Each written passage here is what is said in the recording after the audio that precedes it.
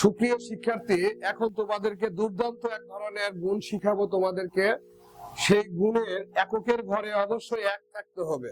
যেমন হচ্ছে কথার কথা 31 আছে, এখানে 31 আর এখানে 2 1 আছে। তাহলে গুণ করার নিয়ম কি? এককে এক লিখবো, 3 আর 2 এর গুণ করলে 3 দুগুণ 6, আর এটা যোগ করলে 3 2 কত হবে? 5। এটাই উত্তর হবে। কিন্তু এখানে 51 আর 61 যদি গুণ করি, এককে এক, এখন 5 6 30, 5 6 30 কিন্তু লিখছি এখানে, আর 5 আর 6 কত? 11, 11 কিন্তু এক হবে এখানে। আর এই যে হাতের এক থাকে, এই এক এই 30 এর সাথে যোগ হবে, 30 এর সাথে যোগ হলে এখানে 31 হবে। তারপরে এখানে দেখো 71 আর 21 যোগ গুণ যদি করি, আমরা গুণ যদি করি, এককে এক, 7 দিয়া 2 কে গুণ করলে 7 দুগুণ 14, 7 আর 2 কত হবে? 9।